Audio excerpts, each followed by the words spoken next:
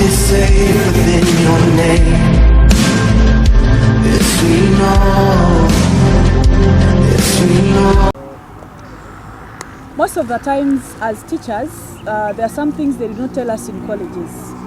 They do not tell us that we shall have children that will have sudden illnesses, we shall have emergencies. These are the things they do not tell us. However, in today's session, I'm here with a special gentleman. He's going to share with us a number of solutions to some of these problems that we encounter as teachers. Sharon Mirembe, your reading therapist, please join me and we welcome this gentleman. He's going to introduce himself. You're welcome, sir. Thank you, Teacher Sharon. My name is Tuwaine Mulwiljehe, and I'm a professional doctor, or I'm a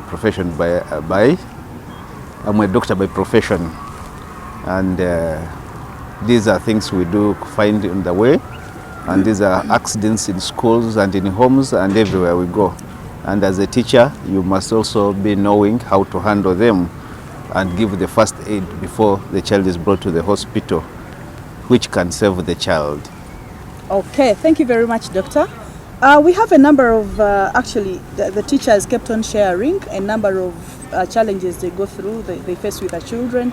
So I would love to mention, is it okay if we mention, should I call it disease? How should we call it? Because something like choking, that's not a disease. It's a condition. Okay, conditions, yes. So is it okay if I read a condition as you take us through, or we just list them down, then you keep on breaking?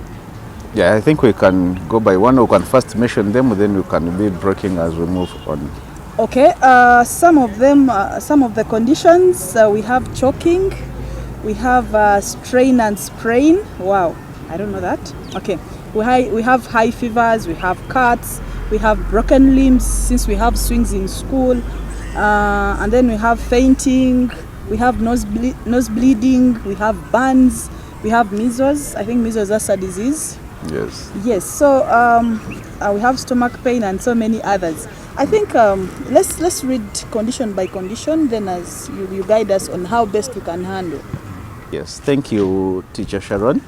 Nasal bleeding, at times in a medical term, is called epistaxis. This is bleeding from the nose, and this is a bleeding that occurs over a sudden from the nose, and at times it occurs with frank blood or at times with clots, depending on what is the causes.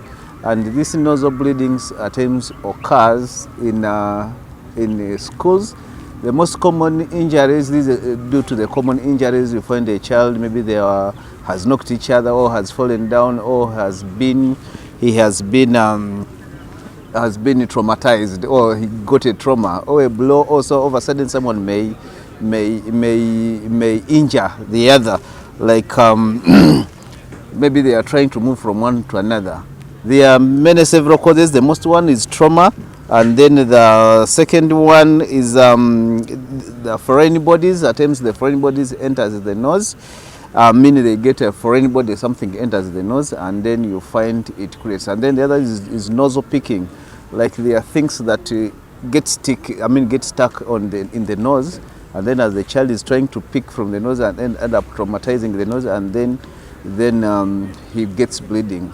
The other thing is about the other causes is at times these things are having infection like flu, and like maybe the child has infection, and maybe when he's sneezing and then ends up bleeding. The other thing may be also a tumor. The child may be having a tumor, or what we call abnormal growth also, which is like a polyp, which may be in the nose, and then the child is trying to touch the nose, and you find the child is bleeding.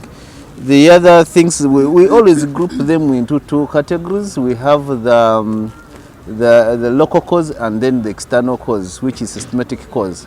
So on the systematic cause, we have other conditions like hypertension, maybe having high blood pressure, which can cause also nose bleeding. And then we have other blood clotting disorders, which are like hemophilia, thrombocytosis. This is where the blood has no clots, and also hemophilia is where there is congenital, where a child is born when he has no clotting factors.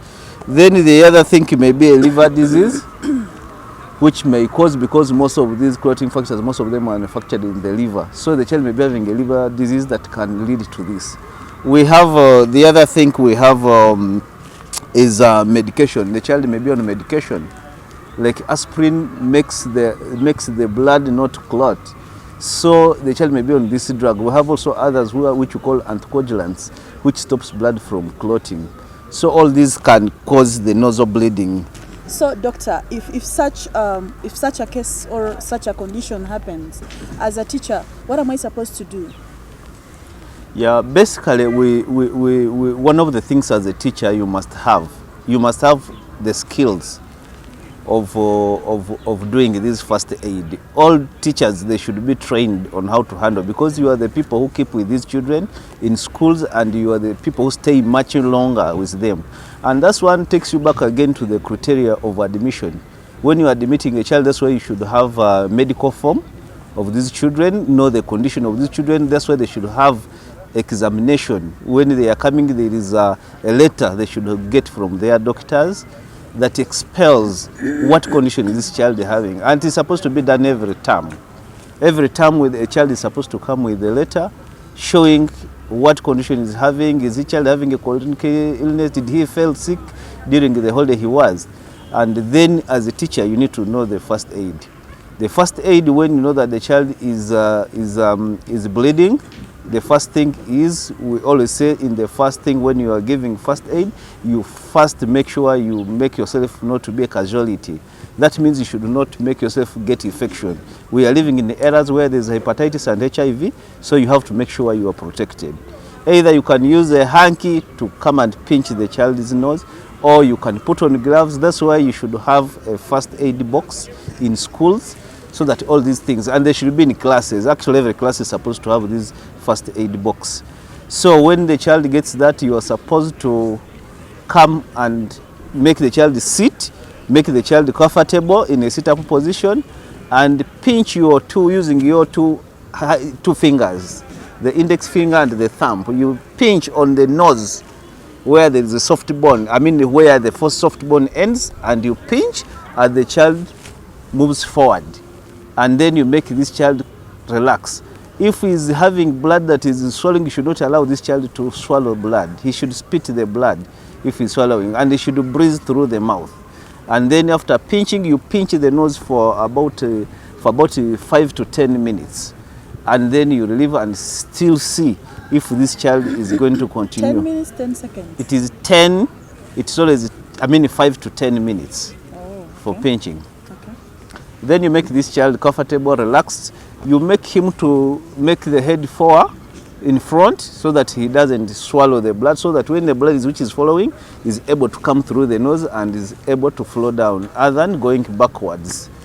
So after pinching, you make sure this child doesn't eat anything. You make this child doesn't talk. You put him he keeps quiet, so that this clotting, we do this in the way that the clotting factor, the blood is able to clot, and also to control the bleeding, to see that we to form what we call hemostasis. And hemostasis is to make sure the clotting factors occurs, and then it seals off where the place has been traumatized, so that there is no more bleeding in that particular part.